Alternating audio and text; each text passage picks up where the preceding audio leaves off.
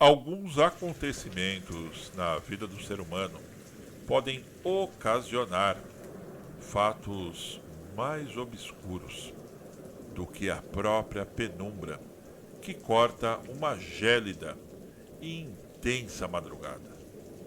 Ainda que possamos buscar informações em livros, internet ou até mesmo em pessoas que se dizem especializadas nesse conteúdo, continuará sendo obscuro e recheado de dúvidas. Assim, então começamos a narrar a intrigante experiência daquele que aqui simplesmente o chamaremos de José, a quem no dia 17 de março de 2008 viveu uma experiência espiritual, como poucos encarnados nesse mundo já viveram por aqui. Logo no início, o responsável pelo relato chama a atenção com a seguinte frase: "Não foi um sonho, foi real." Relata José, que chegava em casa em um sábado por volta de 19 horas. Quando adentrou a sala, ligou a televisão e começou a ser tomado por um sono descomunal, como ele diz. José ainda relata que tinha o hábito de dormir sempre após a meia-noite, mas começou a sentir um sono muito, mas muito forte, como se fosse o efeito de uma anestesia. Seus olhos então começaram a se fechar sozinhos, ainda que ele próprio relutasse em ficar acordado, pois não entendia o porquê daquele cansaço repentino. Sem saber precisar o tempo, José disse que sua mente acordou em uma penumbra intensa. Ele disse que se sentiu como se estivesse numa espécie de quarto escuro e de longe escutava a respiração de pessoas que pareciam estar se aproximando. Ele escutou algumas vozes, o balbuciar de uma conversa calma e curiosa. Parecem ser mais de duas pessoas. A penumbra ainda não deixa José ver absolutamente nada. É uma sensação estranha e claustrofóbica, pois ele quer, de certa forma, acordar e não consegue. É como se não sentisse a sensação do corpo físico. Só o que vê é uma vasta escuridão. Levemente, o ambiente começa a clarear, como se fosse a alvorada de um dia que estava prestes a nascer. Mas o ambiente ainda é bem escuro. Nesse momento, mesmo que ainda sem a sensação do corpo físico, José relata que teve a sensação de estar sentindo muito frio, onde poderia chutar algo em torno de 8 ou 9 graus. A sua visão nesse momento é como se estivesse em torno de um pálido luar, mas em volta ainda é tudo vazio. Não existe absolutamente nada. Aquelas vozes começam a se aproximar do ambiente escuro. Surgem então 4 homens com túnicas brancas e longas. Apesar do frio, José sente que são amigáveis e despeja um olhar de bondade sobre ele. Os 4 homens têm aparências e traços de orientais. Um deles se destaca do grupo, dá um passo à frente e diz para José: "Precisamos que você nos acompanhe.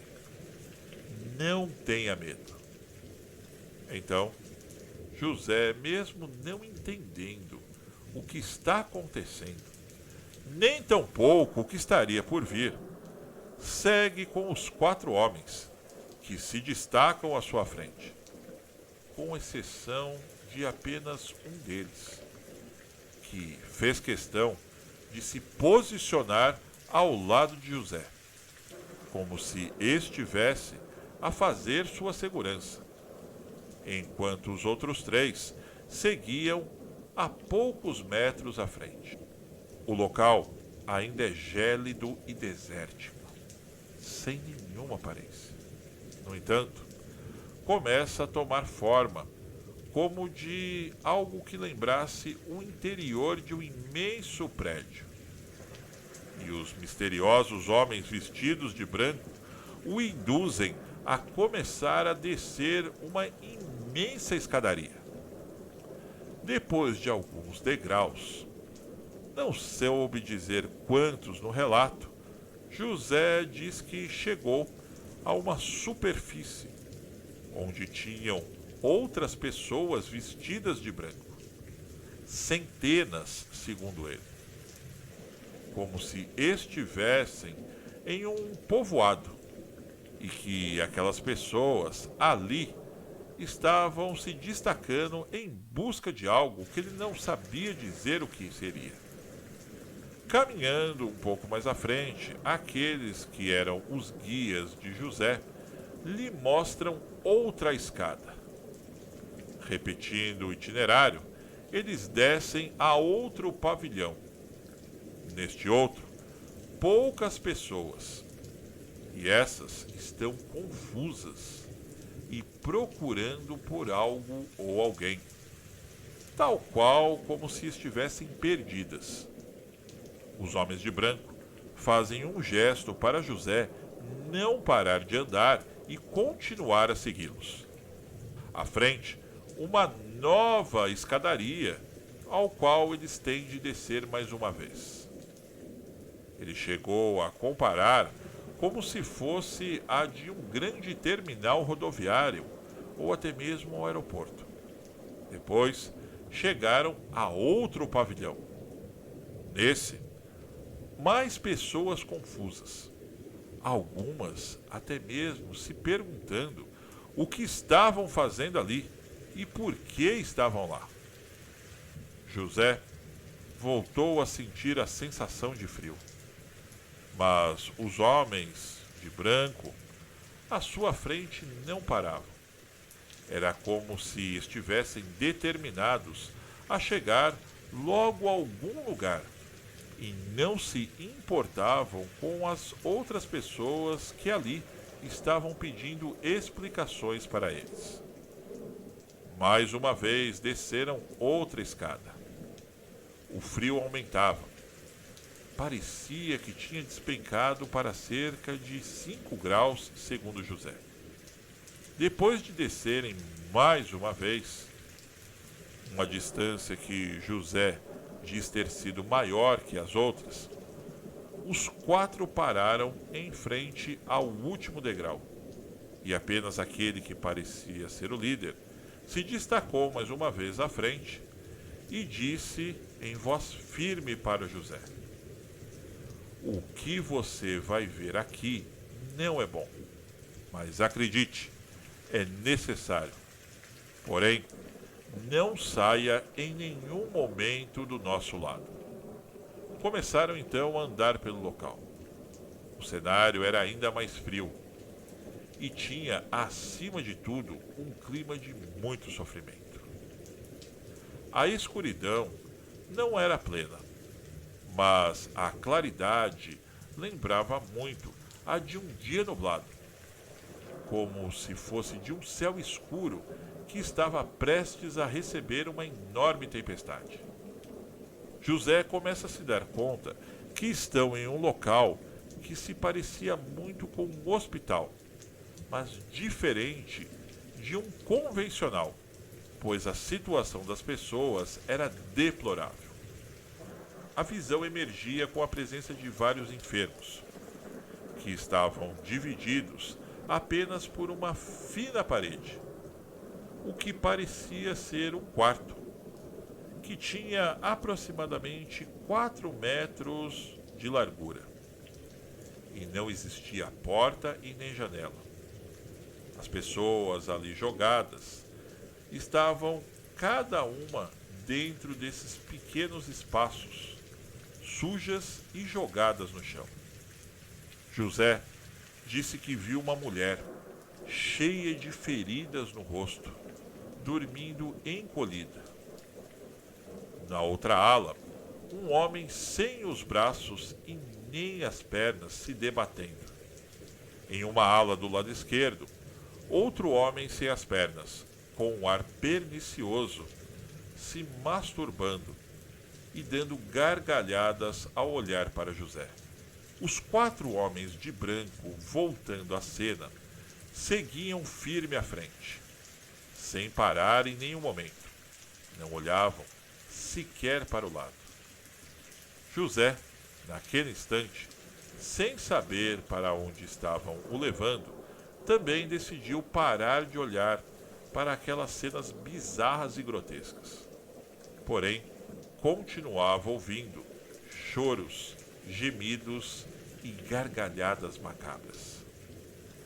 Depois de percorrerem um bom pedaço, cercados de pessoas sofredoras, os 4 homens pararam e indicaram para uma ala, onde uma garotinha que aparentava cerca de 10 anos estava ali, quieta, brincando sozinha com uma boneca, mas aparentemente suja, como se tivesse passado carvão na pele e parte do rosto. Um dos homens de branco então olhou para José sem falar absolutamente nada. Mas ele sentiu uma mensagem telepática, onde este homem disse que a criança era um ente da família de José, que estava ali em um estado de sofrimento já por um certo tempo. A garotinha não chegou a ver José.